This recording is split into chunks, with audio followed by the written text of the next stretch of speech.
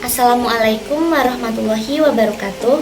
Perkenalkan, nama saya Elsa Harisma Ramadhani dengan NIM 2301050063, nomor absen 16.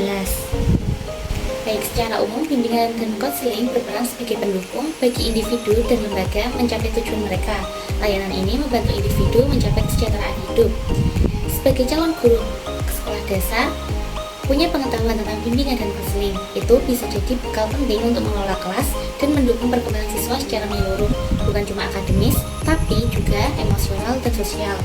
Meskipun bukan sebagai guru BK, pemahaman tentang fungsi, orientasi, dan asas BK dapat langsung diterapkan dalam aktivitas sehari-hari di kelas.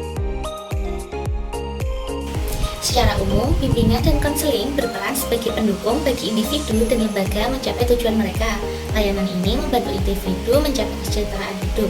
Sebagai calon guru kelas sekolah dasar, punya pengetahuan tentang bimbingan dan konseling, itu bisa jadi bekal penting untuk mengelola kelas dan mendukung perkembangan siswa secara menyeluruh, bukan cuma akademis, tapi juga emosional dan sosial. Meskipun bukan sebagai guru BK, pemahaman tentang fungsi, orientasi, dan asas BK dapat langsung diterapkan dalam aktivitas sehari-hari di kelas. Pertama, dari segi fungsi BK, ada beberapa hal yang bisa dilakukan oleh guru. Fungsi preventif, misalnya, bisa diterapkan dengan menciptakan suasana kelas yang positif dan kondusif. Misalnya, guru bisa aktif membangun hubungan yang baik dengan siswa, membantu suasana hati mereka, dan memberikan kesempatan bagi siswa untuk berbicara tentang perasaan mereka.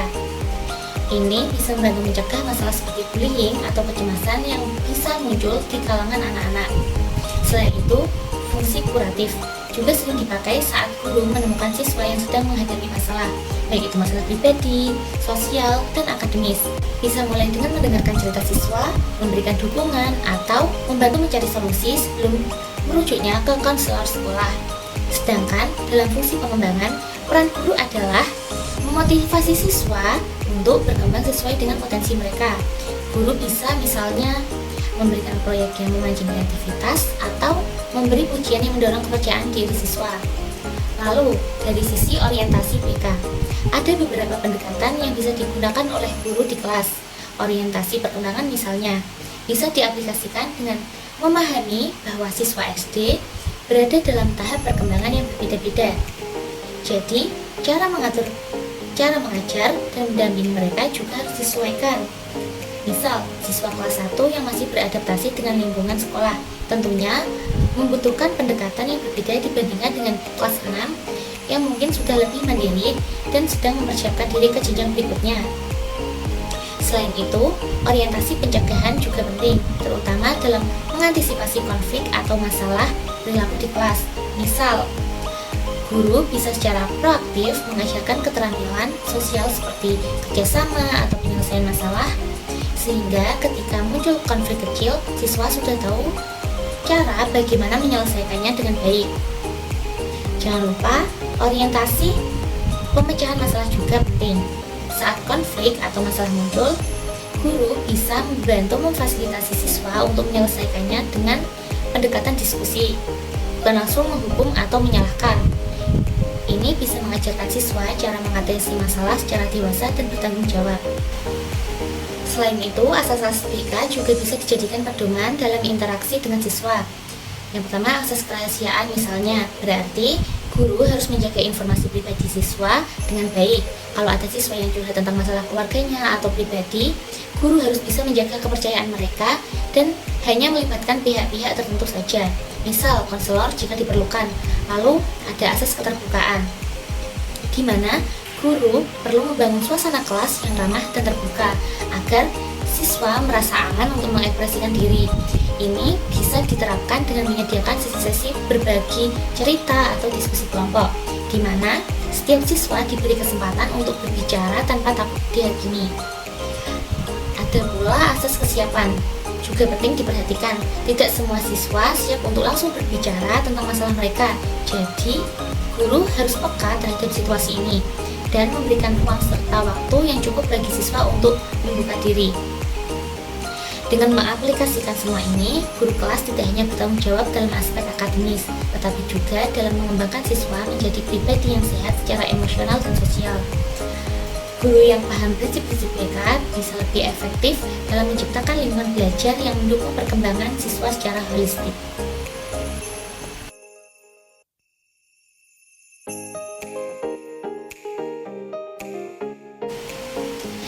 Guru yang berkualitas merupakan pilar penting dalam membangun generasi penerus yang cerdas, berakhlak mulia, dan siap menghadapi tantangan masa depan.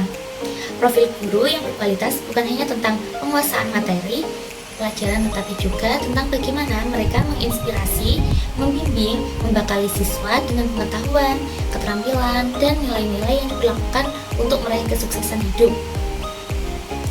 Profil guru yang berkualitas diantaranya yang pertama ada kompetensi pedagogis. Guru mampu menyesuaikan metode pembelajaran dengan tahap perkembangan siswa, mengenali karakteristik dan kebutuhan belajar siswa dari segi kognitif, afektif, dan psikomotorik. Yang kedua ada kompetensi profesional. Guru harus memiliki pengetahuan mendalam tentang mata pelajaran yang diajarkan dan metode pengajaran yang efektif. Yang ketiga ada kompetensi sosial. Guru mampu berinteraksi baik dengan siswa, keluarga, orang tua, dan masyarakat. Dan yang terakhir ada kompetensi kepribadian. Guru harus memiliki karakter yang dapat menjadi teladan, jujur, bertanggung jawab, sabar, dan konsisten.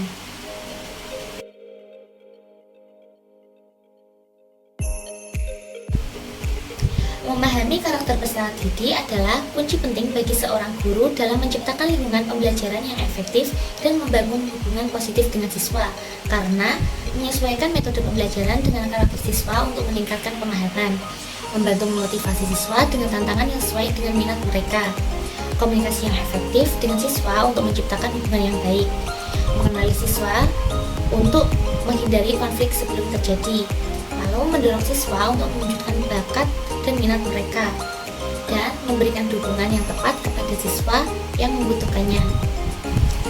Karakter yang perlu dipahami yang pertama yaitu kecerdasan emosional. Siswa dengan kecerdasan emosional yang baik cenderung lebih mudah mengelola emosi mereka, berempati, dan bekerja dalam kelompok. Sebaliknya, mereka yang memiliki tantangan di bidang ini memerlukan dukungan dalam mengelola emosi. Yang kedua adalah tingkat kemandirian. Beberapa siswa mungkin lebih mandiri dalam belajar, sementara yang lain masih membutuhkan lebih banyak bimbingan dan dukungan. Lalu ada gaya belajar. Setiap siswa memiliki preferensi cara belajar yang unik. Ada yang lebih mudah memahami materi melalui gambar atau visual, mendengar atau auditori, atau aktivitas fisik atau kinestetik. Selanjutnya, yang keempat yaitu ada minat dan bakat. Setiap siswa memiliki minat yang berbeda, mengenal apa yang mereka sukai, dan bakat yang mereka miliki membantu guru dalam memberikan motivasi dan menyesuaikan pembelajaran agar relevan. Dan yang terakhir adalah latar belakang sosial dan kultural. Faktor-faktor seperti budaya, keluarga, dan lingkungan sosial dapat mempengaruhi sikap dan perilaku siswa. Untuk memahami karakter peserta didik, guru dapat melakukan observasi terhadap perilaku siswa di kelas, berkomunikasi secara langsung dengan mereka untuk mengetahui minat, bakat, dan tantangan yang mereka hadapi, menggunakan kuesioner atau tes untuk menganalisis gaya belajar serta nilai-nilai mereka. Selanjutnya, berkolaborasi dengan orang tua untuk mendapatkan wawasan tambahan, memanfaatkan portofolio siswa untuk melacak perkembangan mereka, dan melakukan refleksi terhadap interaksi dengan siswa untuk mendalami pemahaman terhadap karakter mereka.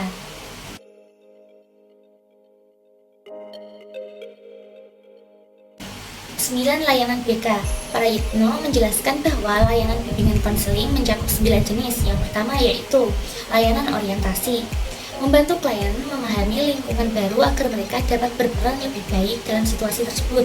Yang kedua, layanan informasi, memungkinkan klien menerima dan memahami informasi yang berguna untuk pengambilan keputusan pribadi. Yang ketiga, layanan penempatan dan penyaluran, bertujuan menempatkan klien dalam posisi yang sesuai dengan bakat dan kemampuan mereka. Lalu yang keempat, layanan penguasaan konten, membantu klien mengembangkan kebiasaan belajar yang baik dan memahami materi sesuai dengan kemampuan belajar mereka. Lalu yang kelima yaitu layanan konseling individual, interaksi langsung antara konselor dan klien untuk mengatasi masalah pribadi, sosial, atau pendidikan yang tidak dapat diselesaikan sendiri oleh klien. Selanjutnya yang keenam, layanan bimbingan kelompok, pencegahan masalah melalui penyampaian informasi tentang pendidikan, pekerjaan, pribadi, atau sosial dalam bentuk diskusi kelompok. Lalu yang ketujuh, layanan konseling kelompok, membantu siswa dalam mengembangkan diri mereka melalui interaksi kelompok yang bersifat preventif dan terapeutik. Lalu yang kedelapan, layanan mediasi, menyelesaikan konflik atau penyelesaian antara klien dan pihak lain dengan bantuan konselor atau mediator. Dan yang kesembilan atau yang terakhir, layanan konsultasi, memberikan bantuan teknis pada orang tua, konselor, atau pihak lain untuk membantu mengatasi masalah yang mempengaruhi siswa secara tidak langsung. Contoh implementasi layanan orientasi di sekolah dasar.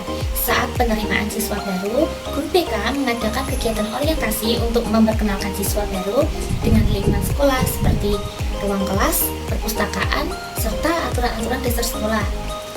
Contoh implementasi layanan konseling individual di sekolah dasar yang kedua yaitu seorang siswa yang mengalami kecemasan karena sering diajak teman-temannya bisa mendapatkan sesi konseling pribadi dengan guru BK untuk membantu mengelola emosi dan mencari solusi atau masalah tersebut. Yang ketiga, contoh implementasi layanan konsultasi di SD. Seorang guru atau orang tua bisa berkonsultasi dengan guru BK tentang cara menangani siswa yang sering menunjukkan perilaku agresif di kelas atau di rumah.